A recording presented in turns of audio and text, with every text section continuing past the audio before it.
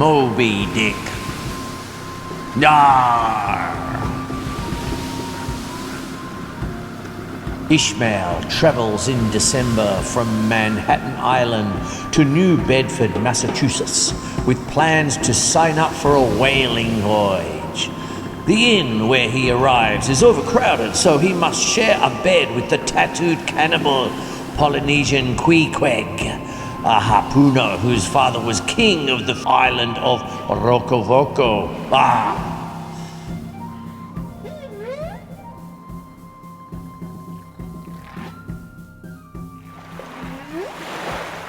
The next morning, Ishmael and Queequeg attend Father Mapple's sermon on Jonah, then head for Nantucket.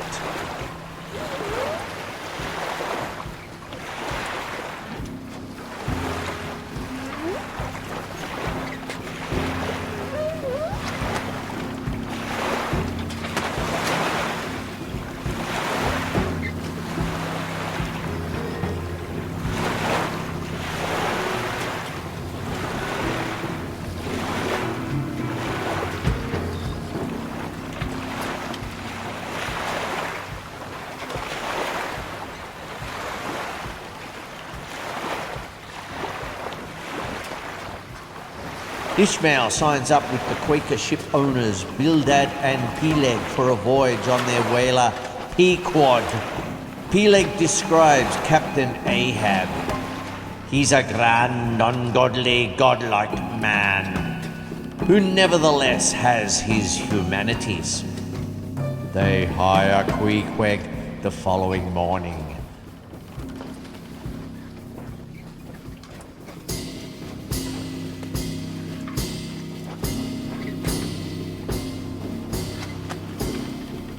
A man named Elijah prophesies a dire fate should Ishmael and Queequeg join Ahab.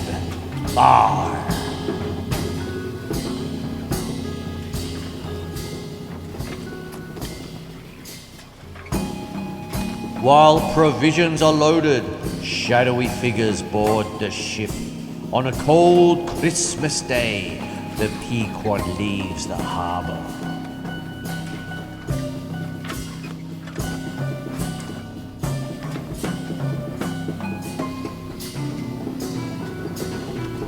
Ishmael discovers cetology, the zoological classification and natural history of the whale, and describes the crew members. The chief mate is 30-year-old Starbuck, a Nantucket Quaker with a realist mentality, whose harpooner is Queequeg. Second mate is Stubb from Cape Cod, happy-go-lucky and cheerful, whose harpooner is Tashtego, a proud, pure-blooded Indian from Gay Head. And third mate is Flask, also from Martha's Vineyard, short, stout, whose harpooner is Dagu, a tall African, now a resident of Nantucket. When Ahab finally appears on the quarterdeck, he announces he is out for revenge on the white whale, which took one leg from the knee down and left him with a prosthesis fashioned from a whale's jawbone. Ahab will give the first man to sight Moby Dick a doubloon, a gold coin which he nails to the mast. Starbuck objects that he has not come for vengeance but for profit. Ahab's purpose exercises a mysterious spell on Ishmael. Ahab's quenchless feud seemed mine.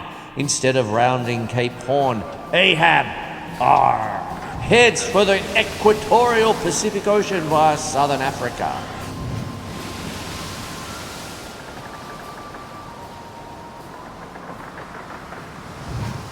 Tashtego sights a sperm whale. 5 previously unknown men appear on deck and are revealed to be a special crew selected by Ahab and explain the shadowy figures seen boarding the ship. Their leader, Fedallah, a Parsi, is Ahab's harpooner. The pursuit is unsuccessful.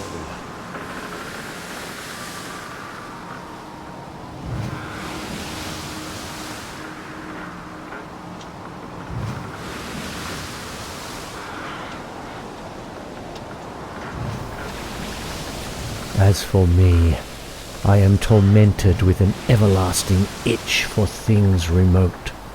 I love to sail forbidden seas and land on barbarous coasts.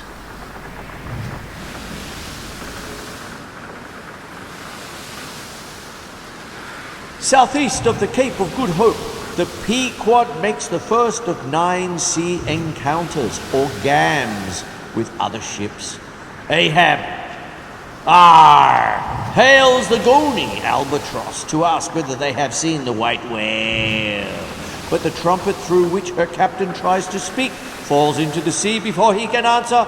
Ishmael explains that because of Ahab's absorption with Moby Dick, he sails on without the customary gam, which Ishmael defines as a social meeting of 2 or more whale ships, in which the 2 captains remain on one ship and the chief mates on the other. In the second gam off the Cape of Good Hope with the town ho, a Nantucket whaler, the concealed story of a judgment of God is revealed, but only to the crew.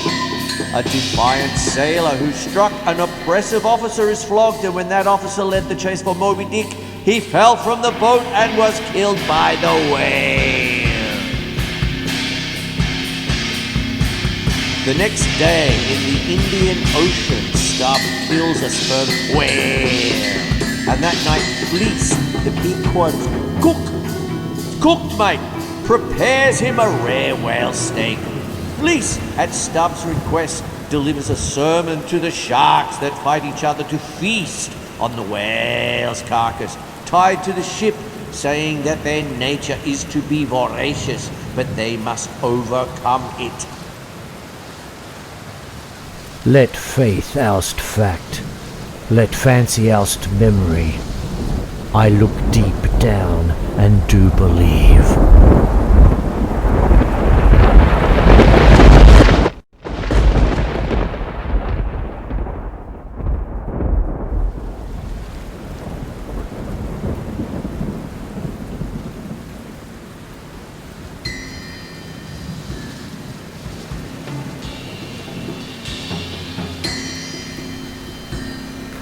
All my means are sane, my motive and object mad.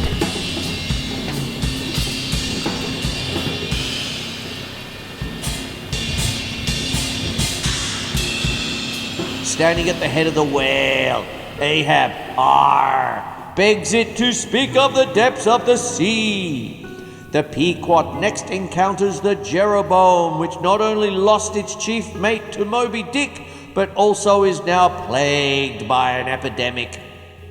The whale carcass still lies in the water. Queequeg mounts it, tied to Ishmael's belt by a monkey rope, as if they were Siamese twins. Stubb and Flask kill a right whale, whose head is fastened to a yardarm opposite the sperm whale's head. Ishmael compares the 2 heads in a philosophical way. The right whale is Lokian, stoic, and the sperm whale is Kantian, platonic.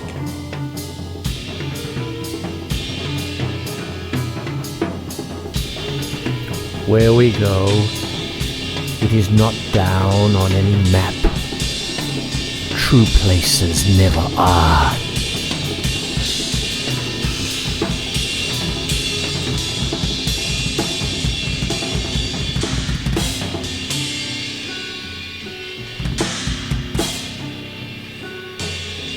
The Pequod next gams with the Jungfrau from Bremen. Both ships sight whales simultaneously, with the Pequod winning the contest. The 3 harpooners dart their harpoons, and Flask delivers the mortal strike with a lance. The carcass sinks, and Queequeg barely manages to escape. The Pequod's next gam is with the French whaler Bouton de Rose, whose crew is ignorant of the ambergris in the gut of the seized whale in their possession. Stubb talks them out of it, but Ahab, orders him away before he can recover more than a few handfuls. Days later, Pip, a little African-American cabin boy, jumps in panic from Stubb's whaleboat, and the whale must be cut loose because Pip is entangled in the line. A few days later, Pip jumps in panic again and is left alone in the sea and has gone insane by the time he is picked up.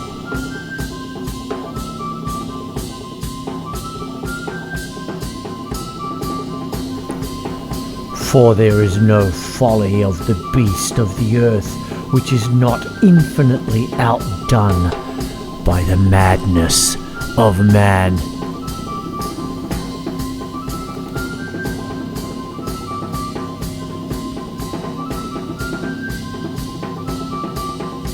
The coin hammered to the main mast shows 3 Andes summits, one with a flame, one with a tower, and one a crowing cock.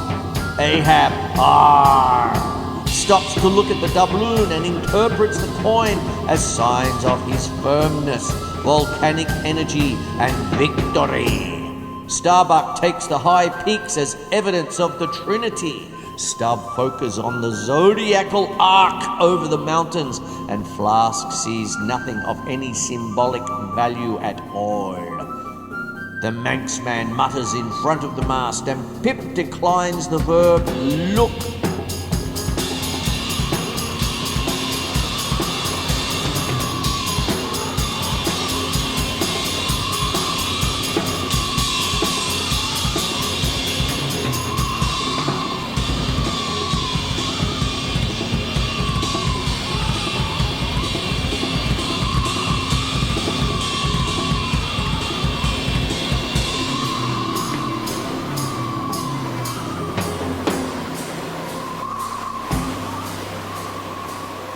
Pequod next gams with the Samuel Enderby of London, captained by Boomer, a down-to-earth fellow who lost his right arm to Moby Dick.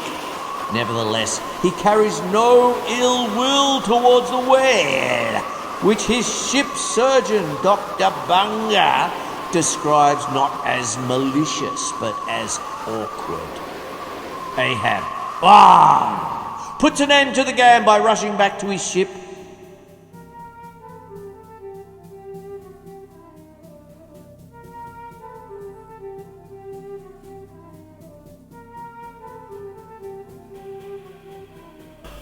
Human madness is oftentimes a cunning and most feline thing. When you think it fled, it may have but become transfigured into some still subtler form.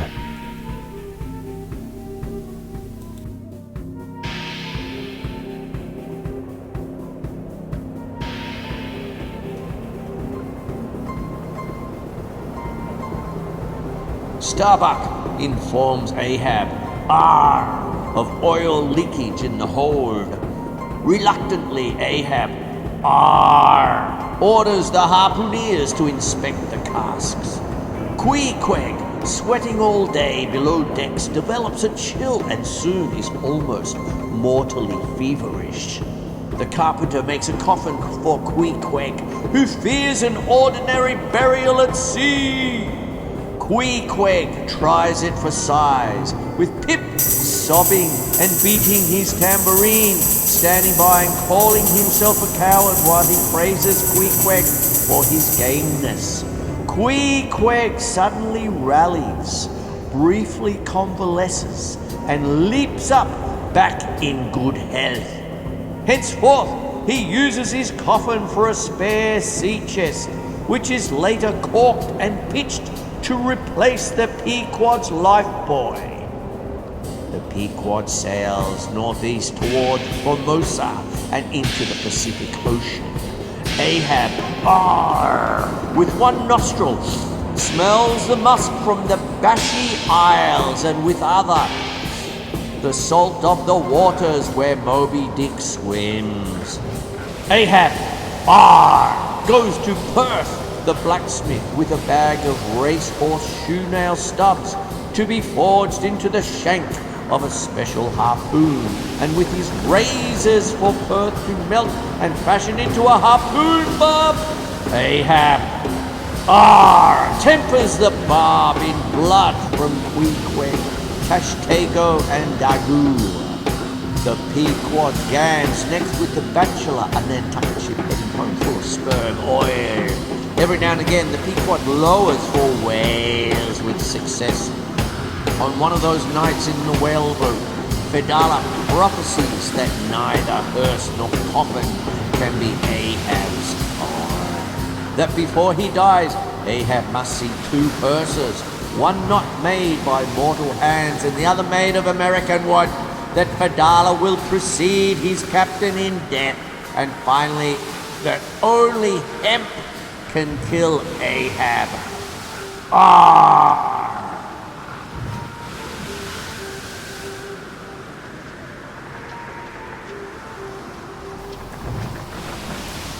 There is, one knows not what sweet mystery about this sea, whose gently awful stirrings seem to speak of some hidden soul beneath.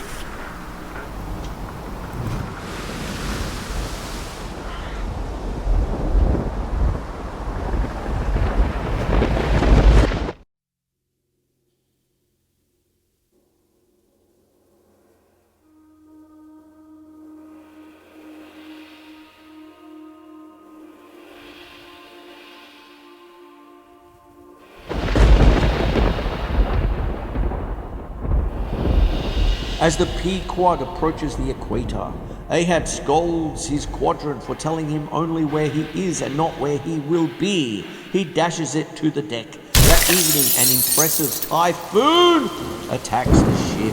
Lightning strikes the mast, setting the doubloon and Ahab's harpoon aglow. Ahab delivers a speech on the spirit of fire, seeing the lightning as a portent of Moby Dick. Starbuck sees the lightning as a warning and feels tempted to shoot the sleeping Ahab with a musket. The next morning, when he finds that the lightning disorientated the compass, Ahab makes a new one out of a lance, a maul, and a sailmaker's needle. He orders the log be heaved, but the weathered line snaps, leaving the ship with no way to fix its location. The Pequod is now heading southeast towards Moby Dick. A man falls overboard from the mast. The lifebuoy is thrown, but both sink. Now Queequeg proposes that his superfluous coffin be used as a new lifebuoy. Starbuck orders the carpenter to seal and waterproof it. The next morning, the ship meets in another truncated gap with the Rachel, commanded by Captain Gardner from Nantucket. The Rachel is seeking survivors from one of her whaleboats, which had gone after Moby Dick. Among the missing is Gardner's young son. Ahab refuses to join the search.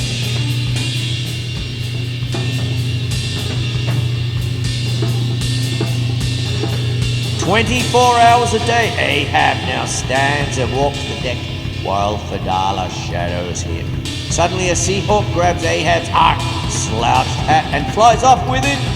Next, the Pequod in a 9th and final gam meets the Delight, badly damaged and with 5 of her crew left dead by Moby Dick.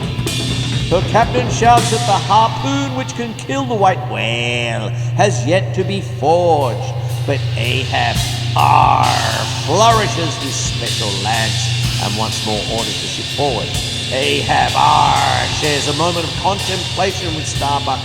Ahab speaks about his wife and child, calls himself a fool for spending 40 years on whaling, and claims he can see his own child in Starbuck's eyes. Starbuck tries to persuade Ahab to return to Nantucket to meet both their families, but Ahab simply crosses the deck and stands near Fedallah.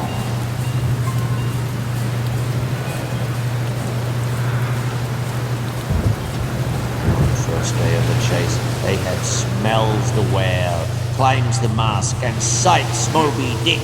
He claims the doubloon for himself and orders all boats to lower except for Starbuck's. The whale bites Ahab's boat in two,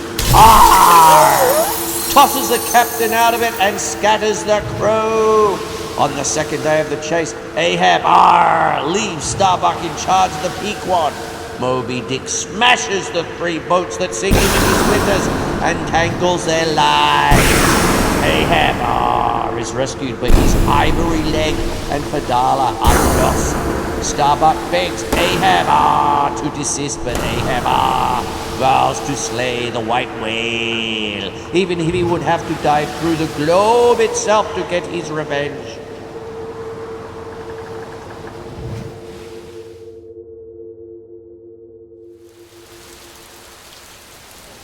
On the third day of the chase, Ahab sights Moby Dick at noon. Sharks appear as well. Ahab lowers his boat for the final time, leaving Starbuck again on board. Moby Dick breaches and destroys 2 boats. Fedallah's corpse, still entangled in the foul lines, is lashed to the whale's back. So Moby Dick turns out to be the hearse Fedallah prophesied.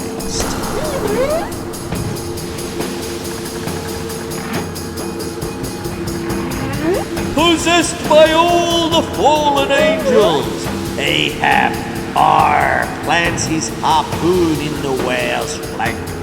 Moby Dick smites the whale boat, tossing its bed into the sea. Only Ishmael is unable to return to the boat. He is left behind in the sea, and so is the only crewman of the Pequod to survive the final encounter. The whale destroys the Pequod. Ahab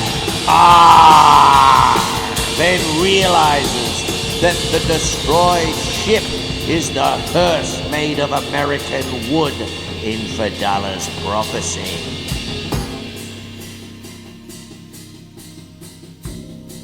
Moby Dick returns within a few yards of Ahab's boat.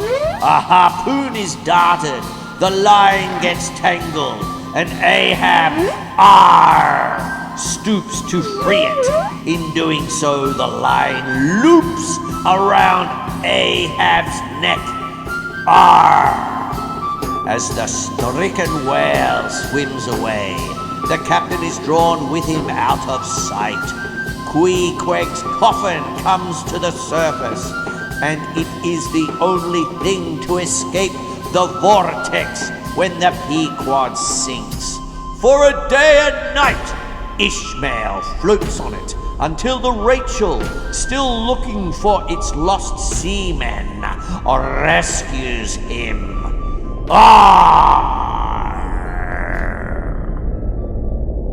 The end.